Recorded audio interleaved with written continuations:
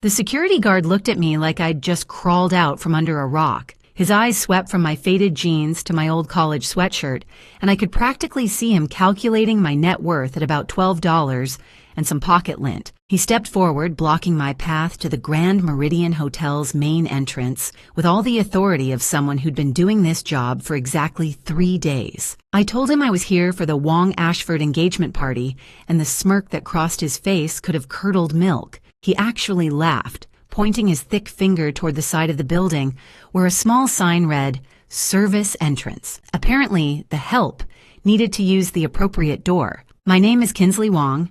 I'm 32 years old, and at that moment, standing in my deliberately casual clothes, I probably looked like I'd gotten lost on my way to deliver takeout. The irony wasn't lost on me, considering what I actually did for a living, but I kept my mouth shut. Sometimes the best revenge is served in courses, like a 5-star meal. Before I continue, please hit that like button and let me know in the comments where you're listening from and what time it is there. Thank you. My sister Madison had called me 2 weeks ago with the enthusiasm of someone inviting you to their own execution. She'd made it crystal clear that I should try to look presentable for once, because her future in-laws, the Ashfords, were very particular people. She'd actually used air quotes over the phone.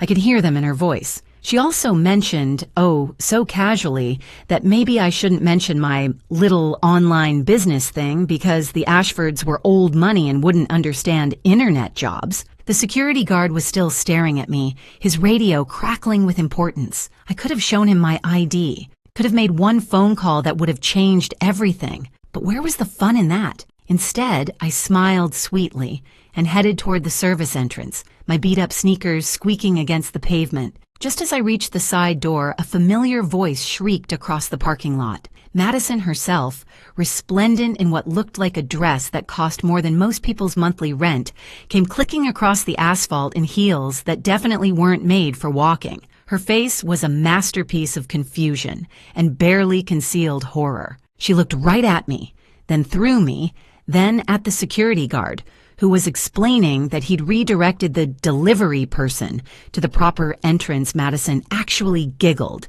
that same nervous laugh she'd had since high school when she was embarrassed by association. She waved her manicured hand dismissively and said something about how these people always get confused about where they belong. These people, her own sister. I bit my tongue so hard I tasted copper and walked through that service entrance with my head held high. The kitchen was chaos, pure, beautiful chaos that smelled like garlic and expensive beef. Wellington, a sous chef, immediately mistook me for the replacement server they'd been expecting and shoved an apron into my hands before I could protest. The head chef, a mountain of a man named Philippe, who seemed to communicate entirely in French curse words and disappointed sighs, took one look at me and declared I was on shrimp duty. Within minutes, I was elbow deep in crustaceans, peeling and deveining like my life depended on it. The other kitchen staff barely noticed the new addition to their ranks. They were too busy gossiping about the disaster unfolding upstairs. Apparently, Madison had already sent 3 champagne deliveries back for not being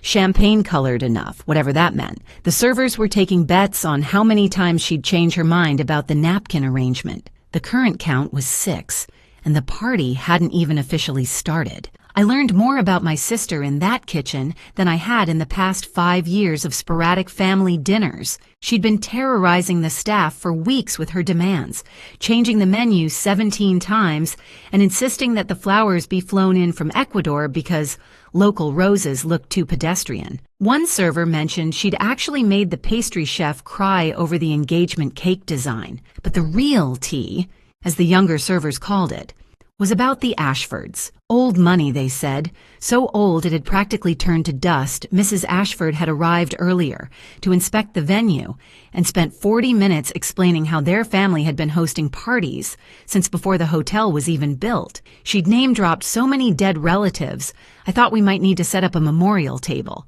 The kitchen door burst open like someone had kicked it, and there stood Madison in all her bridezilla glory. Her face was the particular shade of red that meant someone, somewhere, had done something unforgivable, like breathing incorrectly. She stormed through the kitchen, her heels clicking like angry typewriter keys, demanding to know why the champagne wasn't properly chilled to exactly 37.5 degrees. Felipe tried to explain that the champagne was at the perfect serving temperature, but Madison wasn't interested in facts. She wanted what she wanted, and what she wanted was perfection that would impress the Ashfords. She swept past the prep station where I was wrist-deep in shrimp, close enough that I could smell her perfume, the same one she'd borrowed from my apartment 3 years ago and never returned. She didn't even glance my way. To her, I was just another invisible pair of hands making her perfect day possible.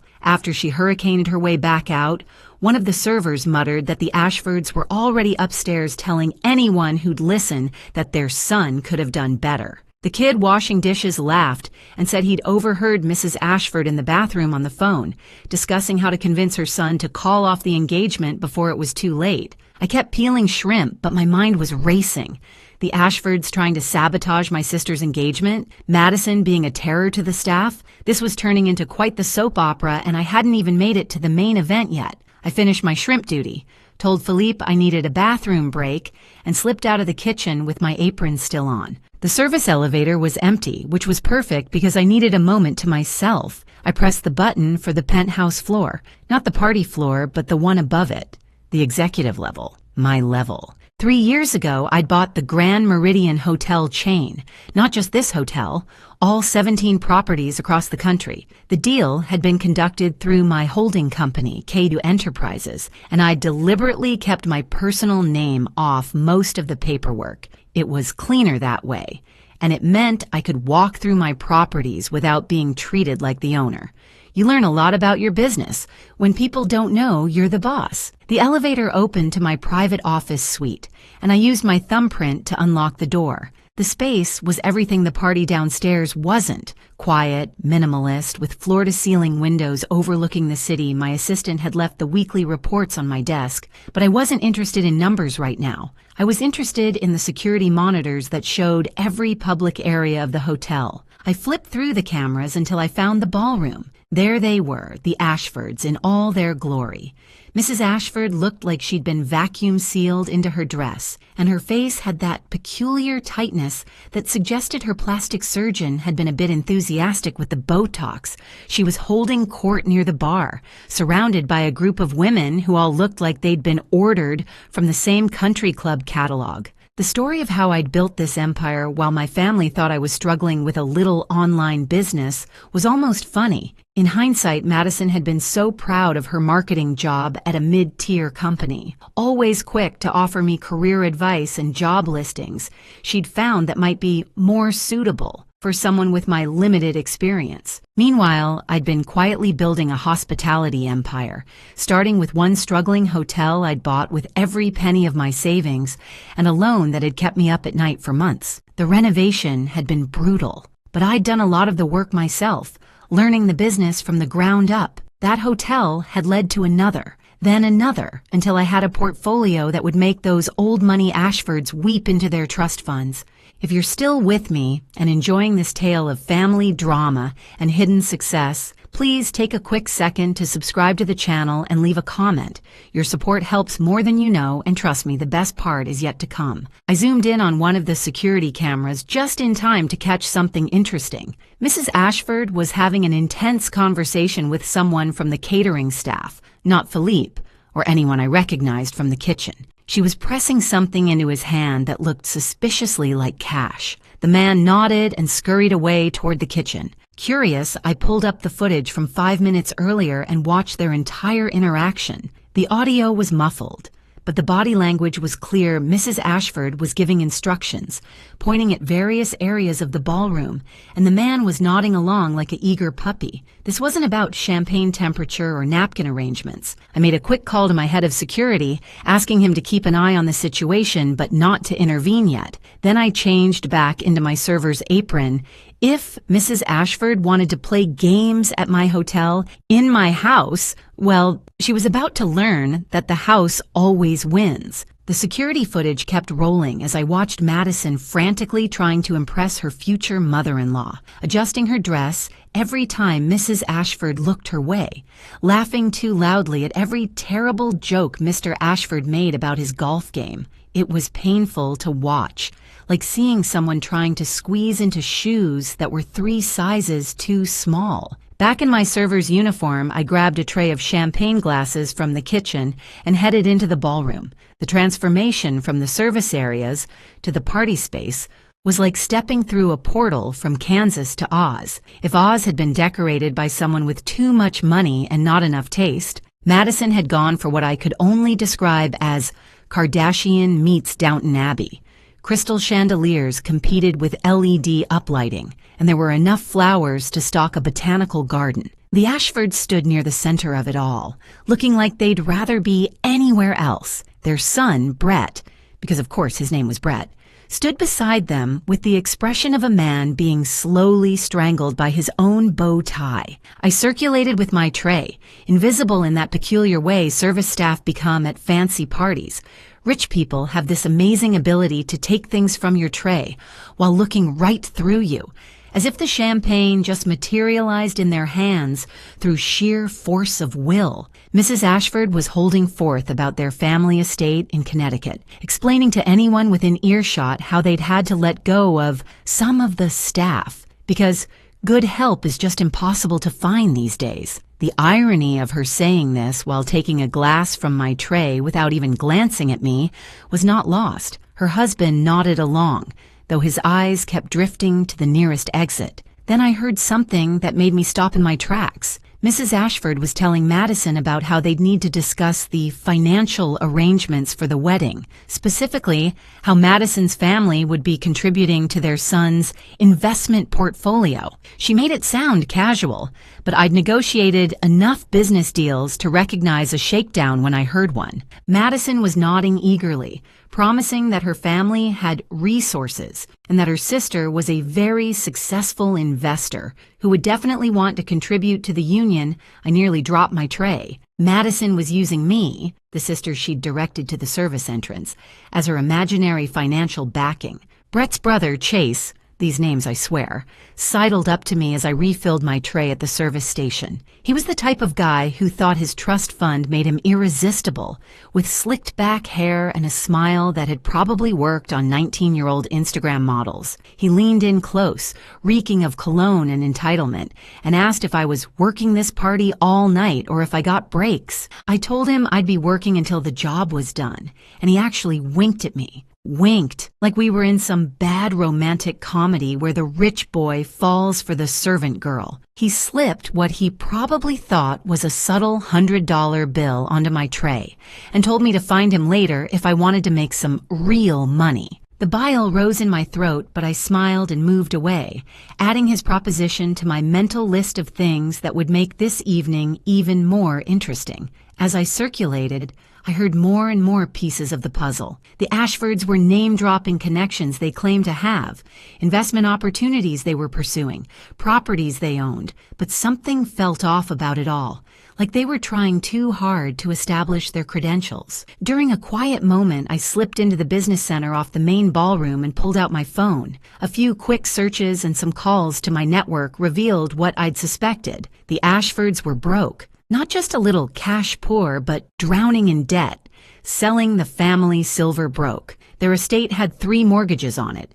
Their investment portfolio had been liquidated 2 years ago, and they had liens against them from multiple creditors. Suddenly, everything made sense. They weren't trying to stop the wedding because Madison wasn't good enough for them. They were desperate for it to happen because they thought Madison's family had money. The financial arrangements Mrs. Ashford mentioned weren't contributions. They were hoping for a bailout. The cosmic joke of it all almost made me laugh out loud. Here were the Ashfords, looking down their surgically enhanced noses at everyone, while secretly hoping my sister's imaginary wealthy family would save them from bankruptcy. And here was Madison, pretending to be something she wasn't, to impress people who were pretending even harder. I went back to serving champagne, but now I was really paying attention. Mrs. Ashford was getting bolder, mentioning to her circle of friends how Madison's family would be investing in some of Brett's ventures. Madison stood nearby, smiling and nodding, completely unaware that she was being set up as the golden goose in a con game.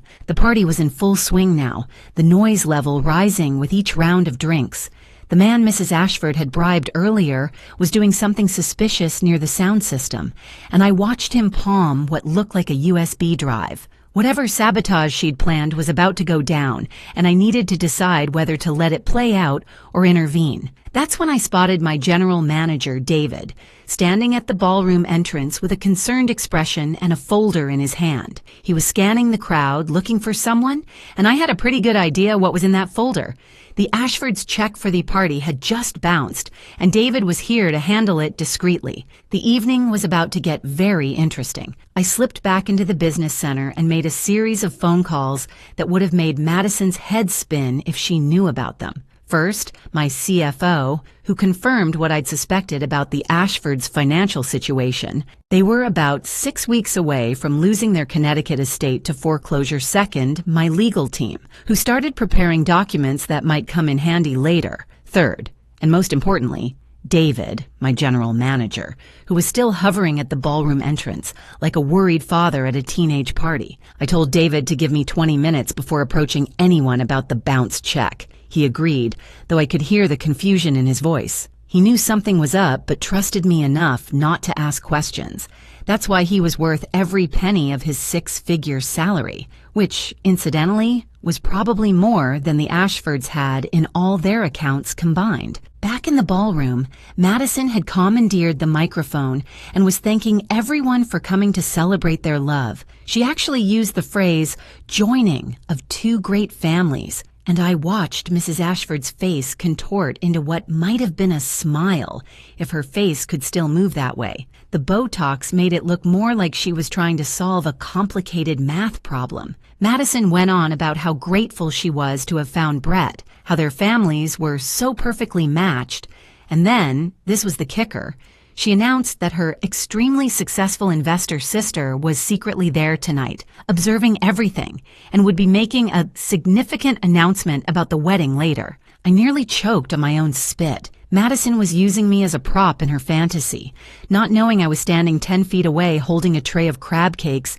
that no one was eating because Mrs. Ashford had loudly declared them pedestrian. The USB drive guy from earlier was definitely up to something. He'd plugged something into the sound system, and I recognized the setup. In about 5 minutes, whatever audio file Mrs. Ashford had given him would start playing based on the smirk on her face. It wasn't going to be wedding bells. I texted my head of security to download everything from the USB before it could play, then back up all our security footage from the last 2 hours. If Mrs. Ashford wanted to play dirty, she was about to learn that she'd picked the wrong hotel to do it in. Chase Ashford cornered me again near the service station, this time with his hand actually on my lower back, telling me about his cryptocurrency ventures and how he could change my life if I was nice to him. The fact that crypto had crashed 3 months ago and his ventures were probably worth less than the lint in my pocket made his proposition even more pathetic. I told him I needed to refill my tray and escaped before I did something that would definitely blow my cover, like explain to him exactly how many times over I could buy and sell his entire family. Philippe emerged from the kitchen looking like he'd just survived a war. Madison had apparently sent him a series of contradictory messages about the dinner service, first moving it up by 30 minutes, then back by 45, then to the original time but with a completely different menu. The kitchen staff was ready to mutiny, and I didn't blame them. I made an executive decision and told Philippe to serve dinner at the original time with the original menu. He looked at me skeptically. After all, I was just the shrimp girl who'd wandered in from the street. But something in my tone must have convinced him because he nodded and retreated to his kitchen kingdom. The security footage I'd requested was now on my phone, and it was even better than I'd hoped. Not only had Mrs. Ashford bribed someone to sabotage the party, but she'd also been caught on camera going through Madison's purse when my sister had left it at her table. She'd photographed something inside, probably Madison's ID or credit cards. the kind of information you'd need for a background check or credit report. David finally entered the ballroom, folder in hand, and began making his way through the crowd. The band was playing some generic jazz that all sounded the same. The musical equivalent of elevator wallpaper. I watched him approach the head table where both families were seated, the Ashfords looking regal in their borrowed finery, and Madison's parents looking like they'd rather be at home watching Jeopardy! David leaned in to speak quietly, probably asking for Ms. Wong to discuss an urgent matter. I saw Madison's face light up. She assumed he meant her, of course. She stood up, smoothing her dress, ready to handle whatever minor catastrophe had arisen. But David walked right past her. He kept walking, scanning the room, and I knew the moment had come. I set down my serving tray and started walking toward him. Madison was saying something about how he must be confused, that she was Ms. Wong, but David wasn't listening anymore. He'd spotted me. The look on Madison's face when David approached me in my stained server's apron with my hair pulled back in a messy bun, was worth more than all the hotels in my portfolio. Her mouth opened and closed like a fish that had just discovered air wasn't water. David handed me the folder with a professional nod and said loud enough for the nearby tables to hear, "Ms. Wong, we have a situation with the Ashford party payment. The check has been returned for insufficient funds." The silence that followed was so complete you could have heard a pin drop from space. Madison's face went from confused to mortified to angry in about 3 seconds flat. She started shrieking about how I was ruining her party with my pathetic attempts at humor, and that security needed to remove me immediately. That's when I did something I'd been wanting to do all evening. I untied my apron, folded it neatly, and handed it to a passing server. Then I turned to face the room and said in my best CEO voice, "I think there's been some confusion. I'm Kinsley Wong and I own this hotel. In fact, I own all 17 Grand Meridian hotels." The gasps were audible. Mrs. Ashford's face tried to express shock, but the Botox held firm. Madison looked like someone had just told her Santa Claus was real, but he'd been avoiding her house on purpose. But I wasn't done. I pulled out my phone and connected it to the ballroom's AV system, a little override feature I'd had installed in all my properties. On the massive screens that had been showing romantic photos of Madison and Brett, security footage began to play. There was Mrs. Ashford, clear as day, bribing the staff member.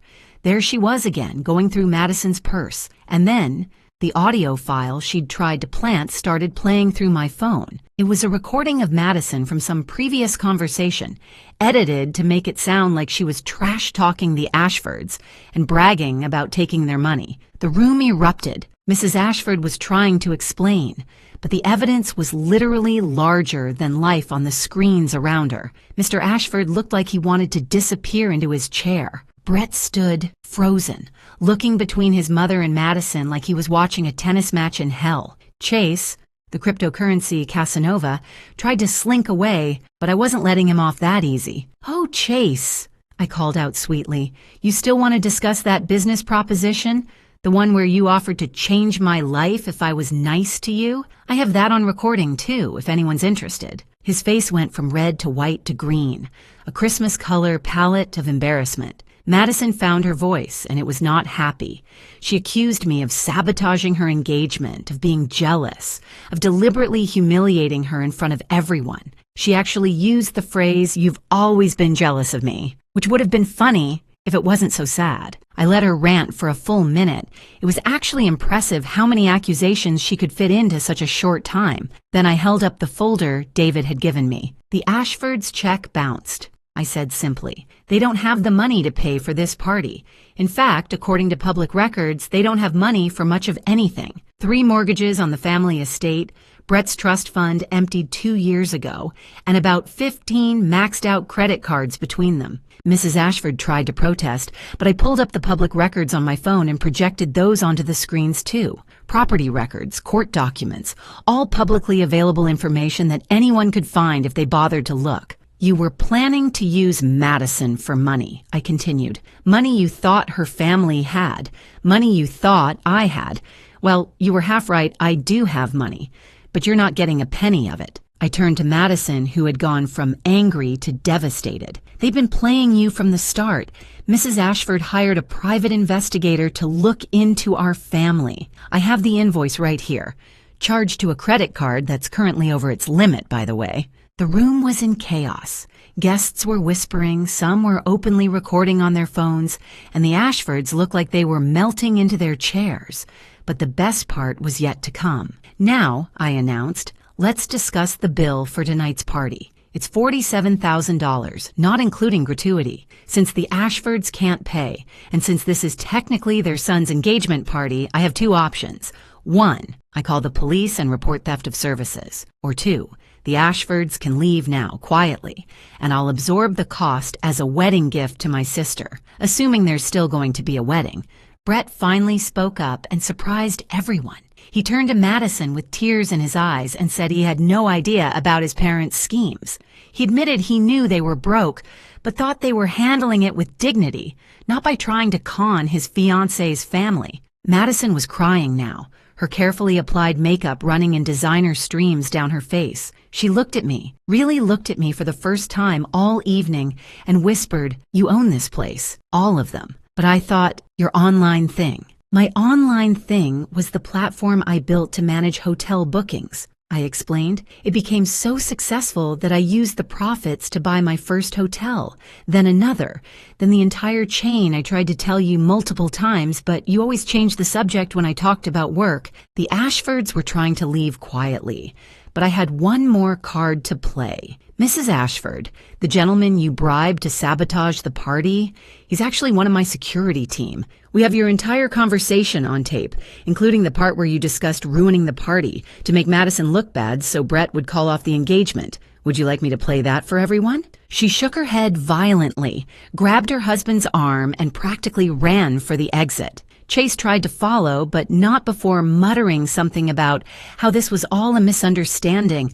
The security guard from the beginning of the evening, remember him, was standing by the door, and the look of horror on his face when he realized who I was almost made me feel bad. Almost. The ballroom cleared out pretty quickly after that. Nothing kills a party like finding out the hosts are broke, and the bride's sister owns the venue.